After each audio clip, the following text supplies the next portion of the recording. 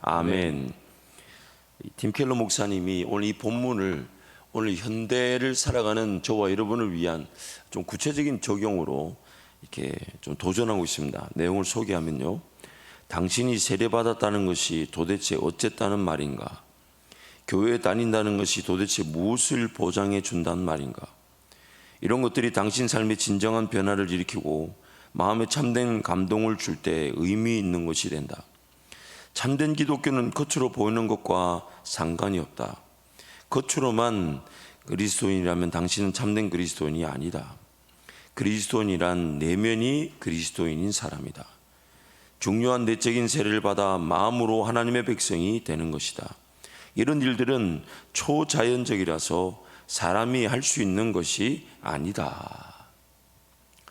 신앙이라는 것은 우리의 시작도 하나님 은혜로 시작되어질 수 있지만, 시작되어진 그 신앙이 하나님의 은혜가 아니면 오히려 유대인과 같은 그런 수치를 당할 수가 있다는 것입니다.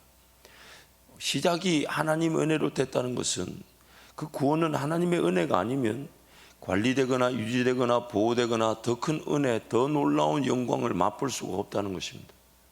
그래서 전적인 하나님의 은혜로 시작되는 것도 매우 중요한 일이지만, 그 시작된 구원의 길이, 또 구원의 여정이 하나님 그분의 은혜를 온전히 바라보지 않은 채 내 인간적인 힘이나 능력으로 이 신앙 자체가 어떤 관리되어지려고 하고 유지되어지려고 하고 또한 하나님과 관계를 맺으려고 하는 순간, 오히려 갈라디아서 이렇게 얘기하죠. 성령으로 시작하였다가 육체로 마치겠느냐.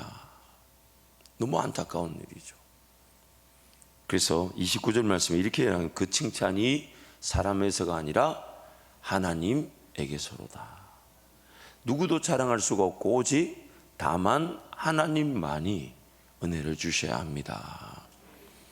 그래서 요엘서 2장 12절 14절을 우리 함께 선포하겠습니다. 여호와의 말씀에 너희는 이제라도 금식하고 울며 애통하고 마음을 다하여 내게로 돌아오라 하셨나니, 너희는 옷을 찢지 말고 마음을 찢고 너희 하나님 여호와께로 돌아올지어다. 그는 은혜로우시며 자비로우시며 노하기를 더디하시며 인애가 크시사 뜻을 돌이켜 재앙을 내리지 아니하시나니, 주께서 혹시 마음과 뜻을 돌이키시고 그 뒤에 복을 내리사 너희 하나님 여호와께 소제와 전제를 드리게 하지 아니하실는지 누가 알겠느냐. 겉으로 나타나는 신앙행위 물론 도움이 됩니다. 도움이 됩니다. 외식이 아니라면요, 뭔가 내가 하고 있는 기도의 생활들, 말씀 생활들, 또 헌금 생활들, 봉사 생활들, 그런 것들은 내 내면에서 주님과의 사랑의 관계를 통해 주님 사랑 때문에 그런 것들이 고백되어지는 것이라면, 그 겉으로 드러나는 것도 함부로 치부되어서는 안 되지만, 내 내면의 진정한 그런 하나님과의 사랑의 관계, 구원의 감격, 그런 기쁨, 그 즐거움이 없이 일단 뭔가 해야 된다는 식의 부담, 물론 그렇게 의무적으로 할 때도 있지만은, 그러나 본질적인 삶의 방향과 자세는 내가 하나님을 진정으로 사랑하기를 원하며 정말 하나님을 만나기를 원하며 예배하지 않으면 안 되는 인생으로 하나님 앞에 구별되어지기를 원하는 내 내면적, 이면적 변화와 이면적 사모함과 이면적 간절함이 신앙의 중심이 되어야 되는 것이죠. 그래서 찢어야 될 것은 비단 할례, 그런 구약식 그런 표시만이 아니라, 물로 세례를 받는 그런 외적인 어떤 표시만이 아니라, 내 마음을 찢는 것, 내 삶을 하나님께 드리기 위해 철저히 하나님 은혜를 구하는 삶, 그것이 오늘 우리에게 하나님이 원하시는, 따지고 보면요, 우리는 마음을 찢지 않으면 살 수 없는 죄인들입니다.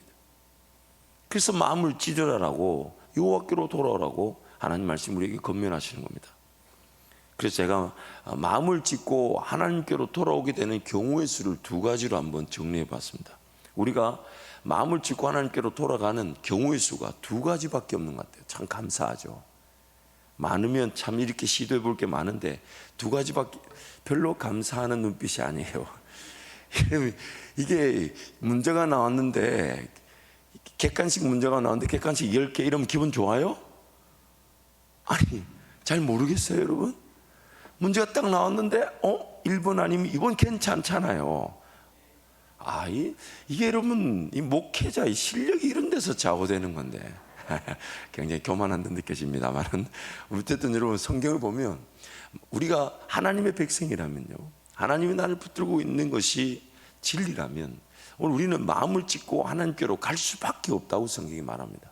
그리고 마음을 찢고 하나님께로 갈 수밖에 없는 경우의 수가 두 가지밖에 없어요. 정말 감사하죠. 한번 살펴볼까요? 첫 번째, 우리는 마음을 찢고 뜻을 돌이켜서 하나님께로 돌아가는 것이 신앙입니다. 즉 우리가 은혜를 누리는 것은 내가 마음을 찢고 하나님을 구하기 때문에 은혜를 누리는 건데, 이것도 마음을 찢을 수 있는 것도 성령 하나님이 우리에게 은혜를 베푸시기 때문에 마음을 찢고 돌이켜서 하나님 은혜를 구하게 되는 것이죠. 하지만 우리의 힘과 능력으로는 마음을 찢을 수도 뜻을 돌이킬 수도 없습니다. 우리 힘과 능력으로는 마음을 찢고 뜻을 돌이켜서 하나님을 찾을 능력이 없습니다. 그럴 능력이 없었기 때문에 내가 믿지 않아도 예수님이 일방적으로 죽어주셨고, 내가 그런 믿을 능력, 마음을 찢고 돌이킬 능력이 없었기 때문에 성령 하나님이 강권적으로 내 마음을 찢으시고 회개하게 하시고 예수 믿게 하셨고 오늘 이 자리까지 이르게 된 것입니다. 그렇기 때문에 결국 첫 번째 경우는 뭐냐면, 죄의 권세와 지배 아래에서 죄에 빠졌을 때 죄로 인한 결과들로 인해 마음은 찢어지고 하나님을 온전히 찾게 됩니다. 하나님의 백성이지만 여전히 우리는 죄질 위기가 있습니다. 죄를 지었던 적이 있습니다. 그때 마음이 찢어지죠. 죄를 안 지어본 듯이 앉아 계시지 마시고 죄를 지어봤을 때 한번 생각해 봐 주십시오. 실수하고 실패했을 때 내가 하나님의 백성인데 내가 왜 이런 죄를 지을까? 그 죄를 이길 수 없는 나 자신, 그렇다고 해서 그래 뭐 나 죄 못 이겨라고 또 죄 가운데 방치해 둘 수 없는 내 마음, 그 죄를 지었을 때 마음은 무지하게 아픕니다. 찢어집니다. 염치 없고요, 불편하고 어렵고 힘들고 그냥 나를 때려 죽이고 싶고, 근데 또 죽일 만한 능력도 없고 죽을 만한 용기도 없고 죽일 만한 권리도 없고. 여러분 오늘 낮에도 말씀 전하겠지만 잊지 마세요. 우리는 삶을 선택할 권리도 없었고요, 삶을 포기할 권리도 없습니다. 내 삶을요 선택해서 태어난 사람 아무도 없어요. 또한 자기 삶을 포기할 수 있는 사람도 없습니다. 하나님 나를 붙들고 계시기 때문에. 마음이 찢어지는 첫 번째 경우는 하나님의 백성임에도 불구하고 그 죄 가운데 헤매고 방황해서 죄를 지었을 때 마음이 찢어집니다. 미치겠습니다. 정말 내가 언제까지 이 죄 가운데 이렇게 살아야 되나? 내가 언제까지 이 죄 가운데 신음해야 되나? 항상 하나님의 은혜가 필요함을 인식하고 인정하여 하나님께 달려나와 기도하며 하나님 말씀 앞에 귀를 기울이는 것은 죄의 권세와 지배를 벗어날 유일한 길이기 때문입니다. 죄를 지었을 때 마음이 찢어져 그렇게 하나님 앞에 달려나와 은혜를 구하죠.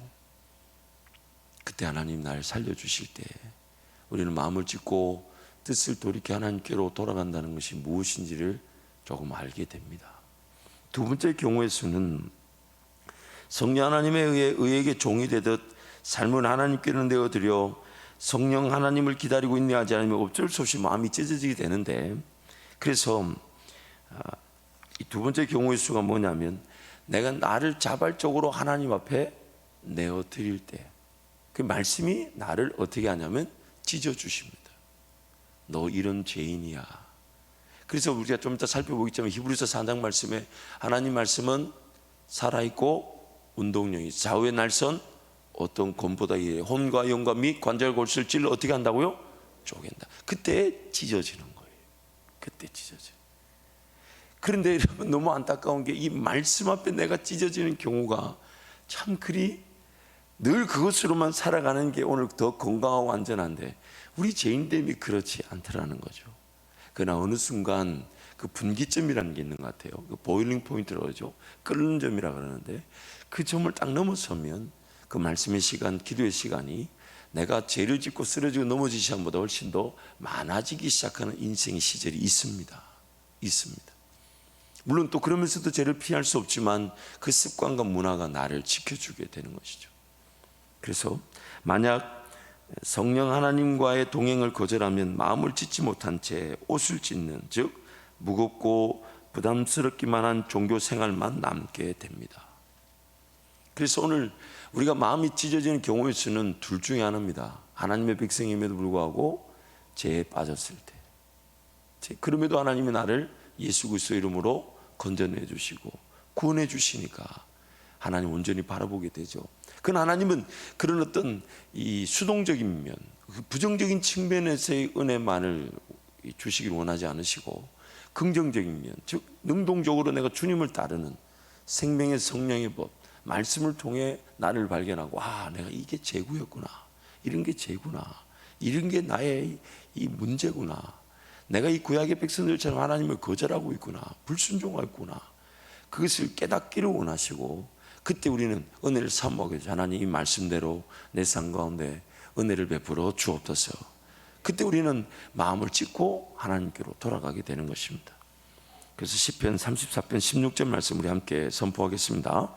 여호와는 마음이 상한 자를 가까이 하시고 중심으로 동의하는 자를 구원하시도다. 항상 이 새벽이 나오고 기도의 자리 달려 나오실 때마다 우리 잊지 마십시다.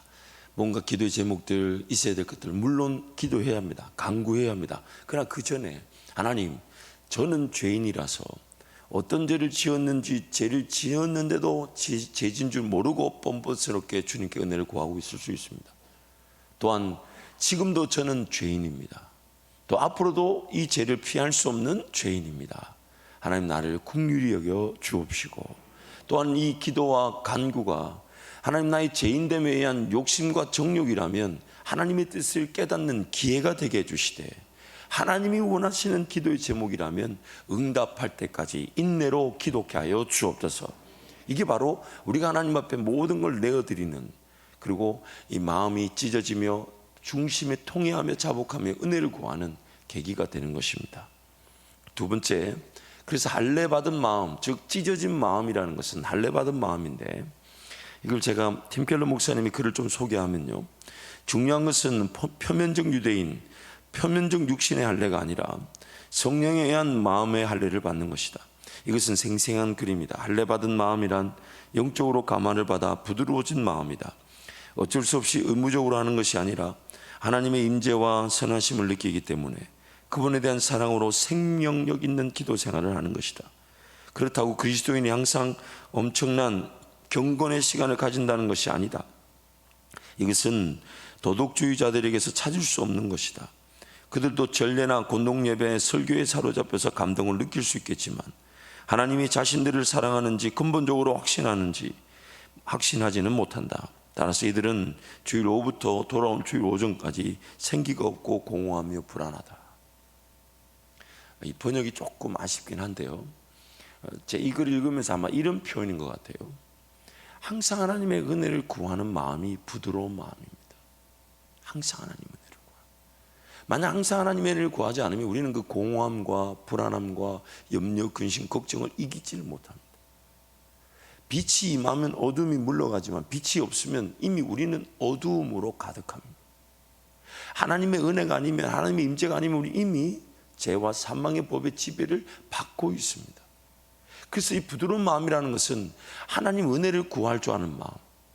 만약 부드러운 마음이 아니라면요, 그 강팍한 마음은 하나님 은혜가 아니어도 살아갈 수 있다고 여기는 마음, 즉 죄와 사망의 법의 지배를 받고 있는 마음, 딱딱해진 마음, 하나님을 찾을 마음이 없는 것이죠. 그래서 할례받은 마음이란 성령 하나님의 모든 것이 결정되는 것입니다. 할례받은 마음이란 무언가를 하고 있다는 것에 만족하는 신앙이 아니라 항상 하나님의 은혜가 없으면 하나님과 단절된 관계의 자리에서 방황할 수 있다는 것을 인정하는 것입니다. 할례받은 마음이란 타락한 본성에 따른 욕심과 정욕에 사로잡혀 하나님을 부인하고 거절할 수 있다는 것을 인정하고 그러한 것을 찢듯 부정하고 부인하는 것입니다. 할례받은 마음이란 하나님과 단절될 수밖에 없었고 잘려버려 생명력을 잃은 가지처럼 버려져야만 했던 존재임을 고백하는 것입니다.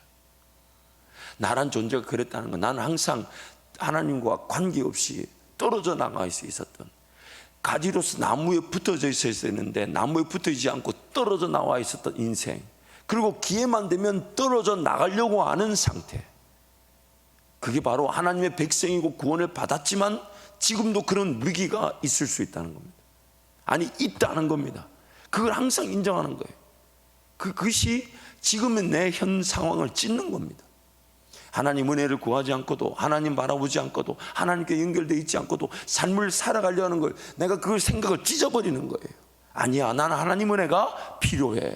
하나님께로 가지 않으면 안 돼. 하나님께 더 엎드리지 않으면 안 돼. 하나님 바라보지 않으면 안 돼. 내 모든 생각들, 내 모든 방법들, 내 모든 계획들을 찢는 겁니다. 포기하는 겁니다. 내려놓는 겁니다. 그게 하나님께로 돌아서는 하나님의 은혜인 것입니다. 할례받은 마음이란 자신의 영적 단절 상태로 인해 하나님 없이 살아갈 수 없으나 예수 그리스도로 인해 하나님과 연결되어 하나님을 사랑할 수 있음을 사랑하는 것입니다. 세월이 지나고 보면 내가 하나님을 사랑할 수 있었다는 것만큼 행복한 은혜는 없습니다. 주님 앞에 서는 그날에 이 죄인됨에도 불구하고 내가 하나님을 사랑함으로 이 땅의 삶의 여정을 마칠 수 있었던 것이 가장 행복한 고백 아니겠습니까?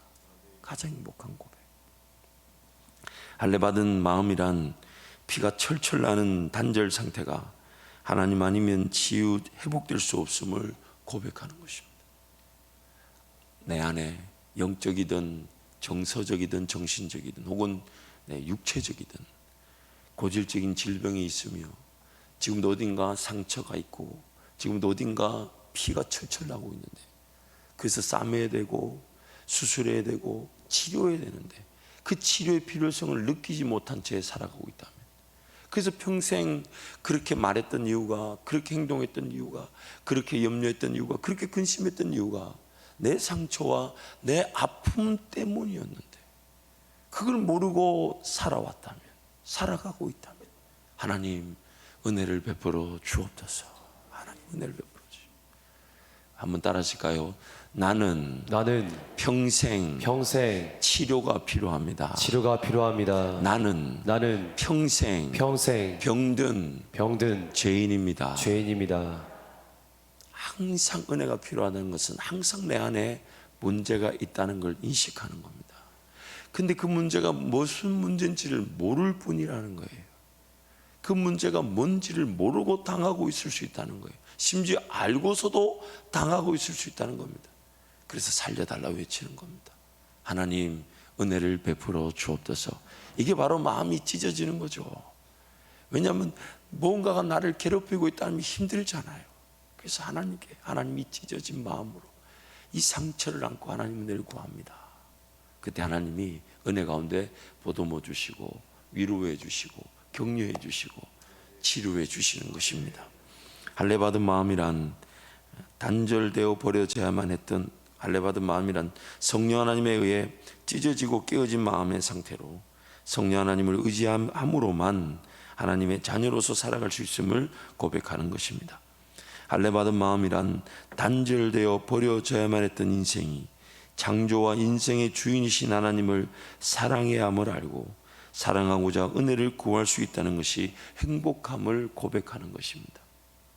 할례받은 마음이란 하나님과 단절되어 있어 생명력을 잃은 상태를 두려워하므로 하나님께서 주시는 생명을 사모하는 목숨을 건 간절한 고백입니다. 나의 마음과 뜻과 힘과 정성을 다해 하나님을 사랑하고자 하는 일이 마음이 찢어지고 주께로 돌아서는 간절한 사모함, 하나님과의 관계 회복, 하나님 은혜를 누리는 은혜의 시작인 것입니다. 그래서 베드로전서 3장 21절에 그 할례, 즉 오늘날 우리의 세례의 의미를 이렇게 말하는 거죠. 우리 함께 선포하겠습니다. 물은 예수 그리스도께서 부활하심으로 말미암아 이제 너희를 구원하는 편이 곧 세례라. 이는 육체의 더러운 것을 제하여 버림이 아니요 하나님을 향한 선한 양심의 간구니라. 내가 세례를 받는다고 해서 그것이 나를 깨끗하게 한다 아니라, 나는 이미 예수 그리스도로 깨끗하여졌는데, 그 세례를 받는 이유가 뭐냐면 이제는 예수 그리스도가 나를 깨끗하게 해주셨음을 믿고 이제 예수님을 향해 선한 양심의 간구, 즉 악한 내 마음대로 살지 않고 성령의 인도하심에 따라 내 마음을 찢으며 하나님 은혜를 구하며 살겠다라는 고백이 바로 세례인 것입니다. 예수님이 이루어 놓으신 일에 이제 나도 동의가 되고 믿어져서 그 일에 나도 기꺼이 참여하는 게 바로 우리의 신앙 고백, 즉 세례, 신앙의 시작점인 것입니다. 이미 하나님이 이루어 놓으신 일을 내가 내 것으로 받아들여서, 옛날에는 안 믿어졌고 옛날에는 이해되지 않았고 옛날에는 받아들여지지 않았던 일이 이제는 받아들여지니까, 받아들여지는 일을 내 입으로 고백하는 것, 내 입으로 선포하는 것, 그게 모든 우리의 신앙의 형태고 신앙의 의식이고 신앙의 표현인 것입니다. 그러나 그렇기 때문에 그런 신앙의 의식들, 뭐 세례든 혹은 헌금이든 봉사, 이 모든 것들은 나를 정결케 하거나 나를 구원해 주는, 나를 지켜주는 것들이 아니라 하나님이 나에게 은혜 베푸신 것에 따른 자발적 고백이기 때문에 그런 것들에 붙들려 있을 것이 아니라 진정한 내면의 변화, 회개, 간구, 하나님과의 관계, 사랑의 은혜, 사모함, 간절함, 목마름, 배고픔, 그것으로 하나님 은혜를 구할 줄 아는 게 바로 우리 신앙인 것이죠. 우리 신앙인 것이죠. 그래서 세 번째, 하나님은 말씀으로 우리를 찢어주기를 원하십니다.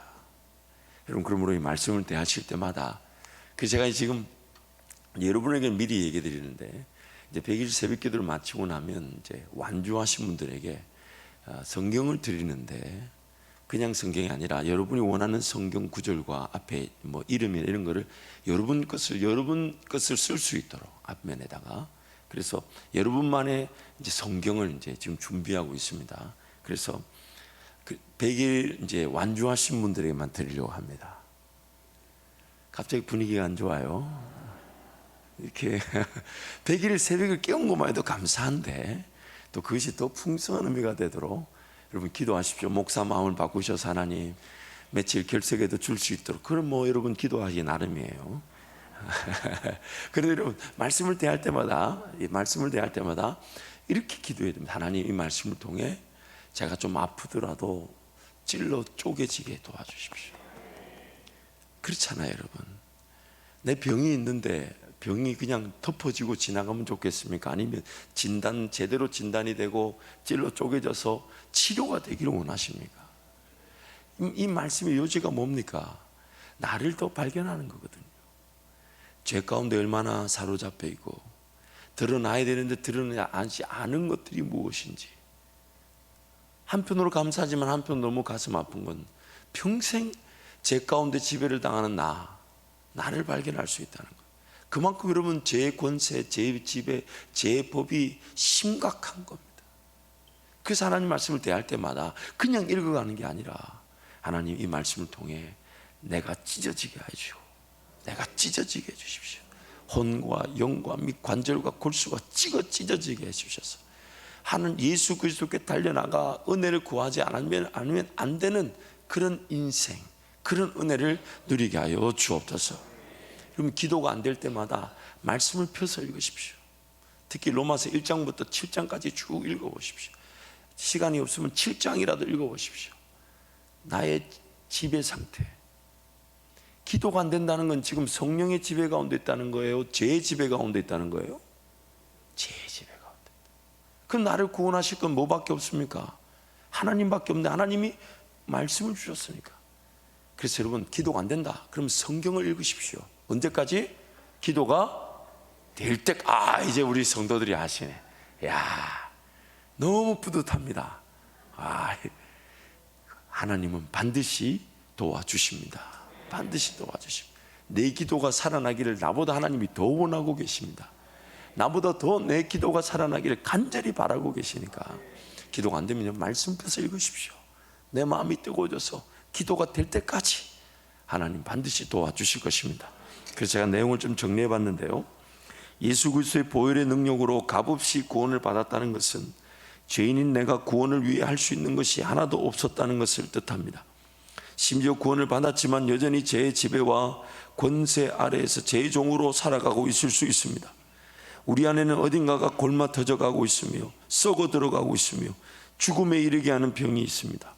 그러한 것들이 드러나지 않으면 결코 예측할 수 없는 병, 죄의 병에 걸린 자들입니다. 그러므로 성령에 의해 할례를 받은 자들은 하나님을 향한 선한 양심의 강구, 즉 하나님께서 찔러 쪼개어 드러내어 주셔서 하나님께 치유해 달라고 외치는 자들인 것입니다. 이것이 성령에 의한 마음의 할례를 받은 자들의 올바른 반응인 것입니다. 이게 바로 우리의 신앙생활인 줄 믿습니다. 우리 히브리서 4장 12절 16절 말씀 우리 함께 선포하겠습니다. 하나님의 말씀은 살아있고 활력이 있어 좌우의 날선 어떤 검보다도 예리하여 혼과 영과 및 관절과 골수를 찔러 쪼개기까지 하며 또 마음의 생각과 뜻을 판단하나니 지으신 것이 하나도 그 앞에 나타나지 않음이 없고 우리의 결산을 받을 시기에 눈앞에 만물이 벌거벗은 것 같이 드러나느니라. 그러므로 우리에게 큰 대제사장이 계시니 승천하시니 곧 하나님의 아들 예수시라. 우리가 믿는 도리를 굳게 잡을지어다. 우리에게 있는 대제사장은 우리의 연약함을 동정하지 못하실 리가 아니요 모든 일에 우리와 똑같이 시험을 받으시니로되 죄는 없으시니라. 그러므로 우리는 국륜하심을 받고 때를 따라 돕는 은혜를 얻기 위하여 은혜의 보좌 앞에 담대히 나아갈 것이니라. 아멘. 말씀의 역할과 그 말씀을 통해 나를 발견했을 때, 그래서 성경이 결론으로 제안하는 게 이겁니다. 그래서 은혜의 보좌 앞으로 나아가자. 예수는 우리를 위해 우리를 치료하시는 분만 아니라 또한 우리의 연약함, 부족함을 모르시지 않는다. 다 아시는 분이시다. 그분 의지하여 나아가면 말씀을 통해 찢어진 내 마음, 혼과 영과 및 관절과 골수가 찔러 쪼개진 내 마음이 예수 그리스도 그분의 은혜로 치유되어질 것이고 싸매어질 것이고 회복되어질 것이니까. 그래서 하나님은 이렇게 기다리시는 거죠. 기록된 말씀을 통해 성령 하나님은 우리에게 무엇이 잘못되었는지, 무엇이 문제였는지, 무엇이 병이었는지, 무엇이 상처였는지, 무엇이 나를 괴롭게 한 것인지, 무엇이 나를 지배하고 있었는지, 무엇이 나를 사로잡고 있는지를 마치 혼과 영과 및 관절과 골수를 찔러 쪼개듯이 발견하게 하셔가지고, 그래서 성령 하나님의 말씀을 통해 어떤 은혜를 주기를 원하시냐면 피가 철철 나게 만드시는 거예요. 마치 수술대 위에 누워있는 나를 말씀을 통해 착착착착 이렇게, 제가 너무 과한 표현한 건지 몰라도 여러분 그게 은혜예요. 그게 은혜예요. 아니 지금 골마 터져가는데 내가 아프다 그러면 의사가 아프면 다음에 합시다 이러면 됩니까? 뭐라고 해야 됩니까? 자, 수건 물고 이 깍깍 물어요. 그게 의사죠. 그게 의사죠. 그럼 하나님 나를 치료하실 때 내가 좀 힘들어도 하나님 내가 좀 고함을 지르고 아파도 여러분 그 병과 그 상처와 그 고질적인 것을 품고 가는 것보다 좀 찢어지고 아프고 힘들어도 드러나 치유함을 받아야 되는 거 아닙니까? 성령 하나님 그런 은혜를 주기를 원하시는 거예요. 말씀을 통해 나를 찔러 쪼개셔서 하나님 피가 철철 나게 해주십시오. 그래서 내가 예수 이름 의지하여 하나님 앞에 달려나가지 않으면 안 될 만큼, 예수밖에 나를 구원할 자가 없다라고 외치지 않으면 안 될 만큼 나를 붙들어 주옵소서. 나를 붙들어 주십시오. 그때 하나님은 말씀을 통해서 그러한 내 환부와 고질적인 질병과 죄 문제, 연약한 문제가 온전히 드러나게 하시고 예수 이름 의지하여 나아갈 때 성령 하나님이 나를 싸매어 주시고 나를 고쳐 주시고 낫게 해 주실 것입니다. 우리 찬양하고 기도하겠습니다.